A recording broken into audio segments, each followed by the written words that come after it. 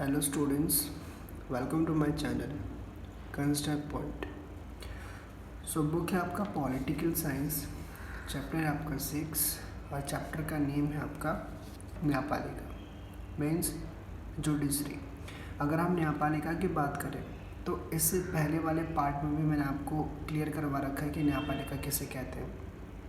तब भी मैं आपको बता देता हूँ कि न्यायपालिका क्या होता है। अगर हम न्यायपालिका की बात करते हैं तो ये जिसका वर्ड है न्यायपालिका, हमें इसी से ज्ञात हो जाता है कि इसका काम होता है न्याय करना। ठीक है, उसी को हम न्यायपालिका कहते हैं। तो चलिए हम इस वीडियो में किस टॉपिक को डिस्कस करने वाले हैं, सर्वोच्च न्यायालय के क्षेत्राधिकार। ठीक है, कि जो हमारे सुप्रीम कोर्ट है उसके कौन कौन से क्षेत्राधिकार हैं उस पर हम डिस्कस करेंगे और उसको हम क्लियर करेंगे। जैसे कि आप देख सकते हो क्षेत्राधिकार, 4 प्रकार के क्षेत्राधिकार होते हैं हमारे सर्वोच्च न्यायालय के। ठीक है, सबसे पहला होता है हमारा मौलिक क्षेत्राधिकार, ठीक। दूसरा रीढ़ क्षेत्राधिकार, तीसरा हमारा सलाह क्षेत्राधिकार और चौथा होता है अपीली क्षेत्राधिकार। ठीक है, तो चलिए पॉइंट के अकॉर्डिंग चलते हैं। सबसे पहला हमारा, ठीक है, मौलिक क्षेत्राधिकार। मौलिक क्षेत्राधिकार क्या होता है? ऐसे बहुत सारे मुकदमे हैं जिसमें प्रत्यक्ष रूप से सर्वोच्च न्यायालय फैसला करता है, फिर ये भी मायने नहीं रखता कि उसकी सुनवाई निचली अदालत करे। ठीक है, ऐसे बहुत सारे मुकदमे, ऐसे बहुत सारे केसेस होते हैं जिसमें जो हमारा सुप्रीम कोर्ट है, ठीक है, वो क्या करता है, डायरेक्ट फैसला करता है।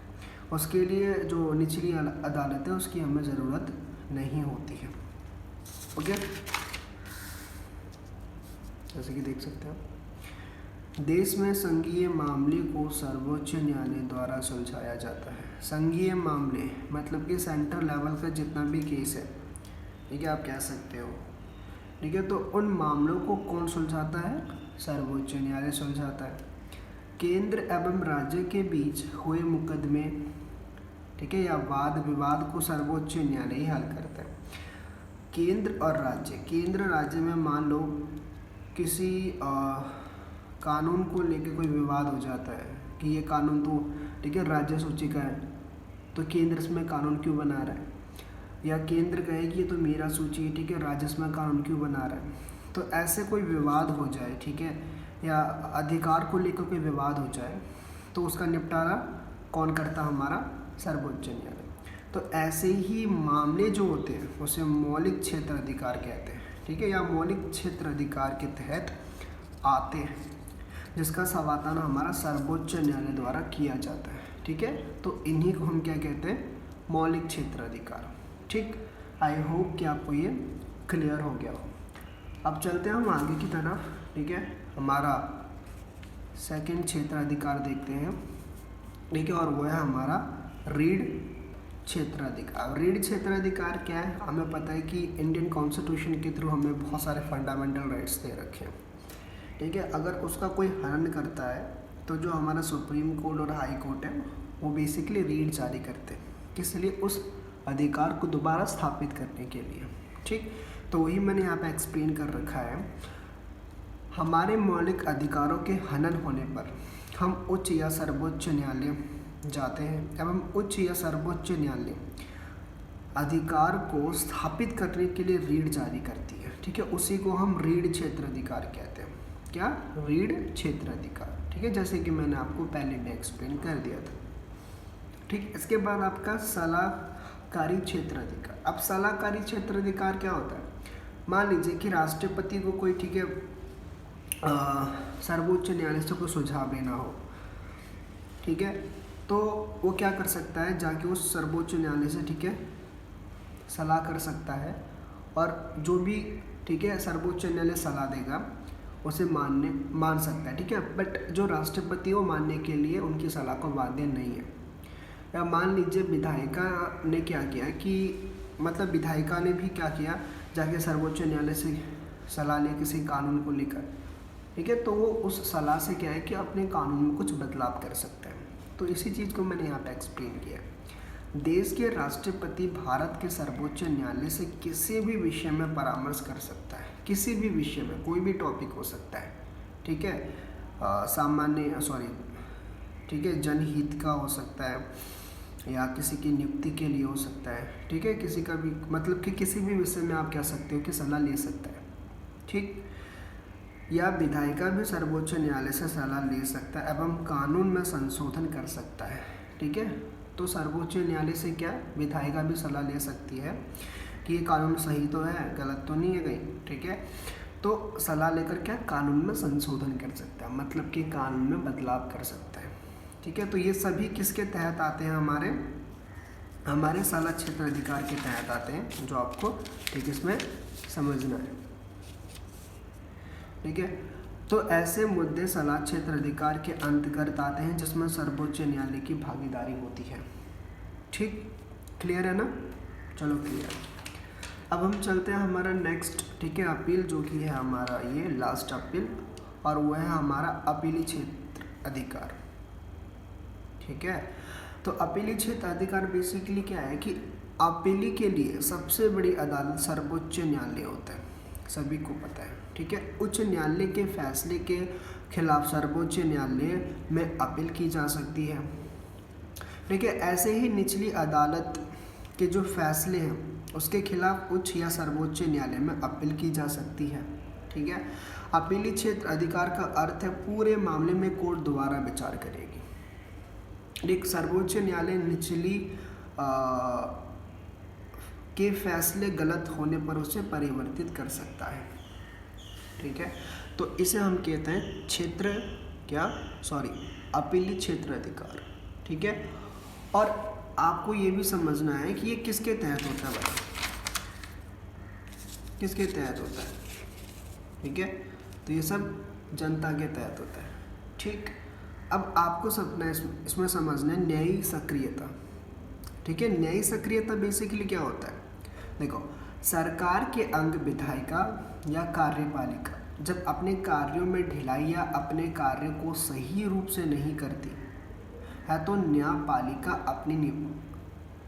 अपनी भूमिका निभाती है, या हम कह सकते हैं, मैंने थोड़ा सा लिखा नहीं है, ठीक है, देख लेना आप, भूमिका या जिम्मेदारी निभाती है, उसी को न्यायिक सक्रियता कहते हैं। अब मान लीजिए कि गवर्नमेंट के जो इम्पॉर्टेंट दो पार्ट हैं, जैसे कि विधायिका लेजिस्लेचर, ठीक है, और कार्यपालिका एग्जीक्यूटिव, ठीक है, ये अपने काम को सही तरीके से नहीं कर रहे, ठीक है, या काम में बहुत ढिलाई कर रहे हैं, तो उस काम को याद कौन दिलाएगा, हमारा न्यायपालिका। क्यों? क्योंकि उसकी वो रिस्पॉन्सिबिलिटी है कि आप अपना काम सही से करें, तो इसी को हम न्याय सक्रियता कहते हैं, ठीक है। देखो, न्याय सक्रियता के तहत अगर विधायिका द्वारा कोई कानून पास किया जाता है एवं कार्यपालिका द्वारा कोई आदेश लागू किया जाता है तो न्यायपालिका इन सभी की संवैधानिक जांच कर सकता है एवं, ठीक है, उसे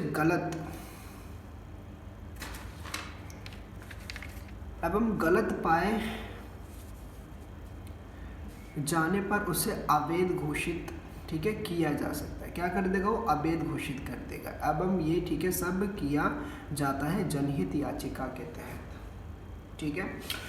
तो अगर हम न्यायिक सक्रियता की बात करते हैं तो आपको बस इतना समझना है कि गवर्नमेंट का जो पार्ट है, जैसे कि विधायिका, कार्यपालिका, अपने काम को सही तरीके से नहीं करता है, ठीक है, तो आप ये कह सकते हो कि उनको अपने काम को याद दिलाने के लिए, ठीक है, न्यायपालिका क्या करती है, अपने रिस्पॉन्सिबिलिटी को निभाती है।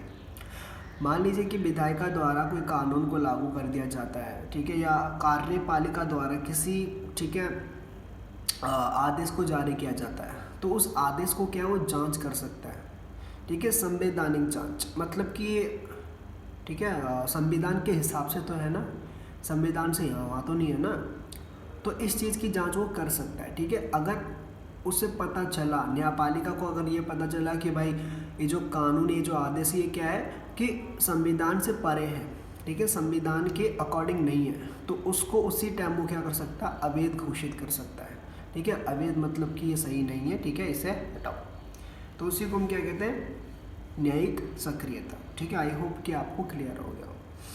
अब हम बात करते हैं यहाँ पे जनहित याचिका। जनहित याचिका क्या है? ऐसी याचिका जो पीड़ित व्यक्ति के द्वारा नहीं बल्कि अन्य व्यक्ति के द्वारा, ठीक है, दायर की गई हो, उसी को, ठीक है, जनहित याचिका कहते हैं।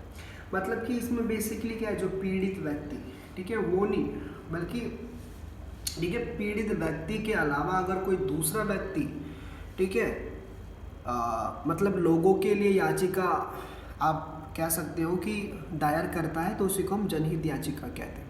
ठीक है, जैसे कि फॉर एग्जांपल आप मान लीजिए एक मतलब कि ढाबे पे मान लो एक छोटा सा बच्चा काम कर रहा है, ठीक है, बेचारा गरीब है, तो अपने घर को पालने के लिए छोटा सा बच्चा वहाँ पे काम कर रहा है, पर उसका मालिक क्या है जो कि थोड़ा बहुत ज़्यादा हरामी टाइप का है, ठीक है, उसका हैरेसमेंट कर रहा है, मतलब कि बेसिकली शोषण कर रहा है, घंटों घंटों काम करवा रहा है, पैसा बहुत कम दे रहा है। तो बच्चा उसे इतना कुछ पता नहीं है, तो उसको कोई दूसरा बंदा भी तो देख रहा होगा, ठीक है, उसमें से कोई समझदार बंदा भी होगा या कोई आते जाते राहगीरी कोई देख रहा होगा उसको कि बच्चे के साथ क्या कर रहा है, ठीक है। तो जो पीड़ित व्यक्ति है, जो बच्चा है, ठीक है, वो कुछ कर नहीं सकता, ठीक है, क्योंकि उसे इतना पता नहीं होगा कुछ, ठीक है। तो उसके बदले जो दूसरा बंदा है जो समझदार है, ठीक है, जो जिसे पता है कि हाँ ये गलत है, तो वो अगर याचिका दायर करे तो उसी को हम कहते हैं जनहित याचिका, ठीक है। पीड़ित व्यक्ति के द्वारा नहीं, ठीक है, बल्कि दूसरे व्यक्ति के द्वारा अगर कोई याचिका, ठीक है, दायर की जाती है तो उसी को हम जनहित याचिका कहते हैं। ठीक, आई होप कि आपको क्लियर हो गया हो। सो वीडियो आपका होता है ख़त्म। अगर वीडियो आपको पसंद आया हो तो वीडियो को लाइक कर दीजिए, अगर चैनल में आप नए हो तो चैनल को सब्सक्राइब कर दीजिए। Thank you so much. अब हम मिलते हैं नेक्स्ट पार्ट में।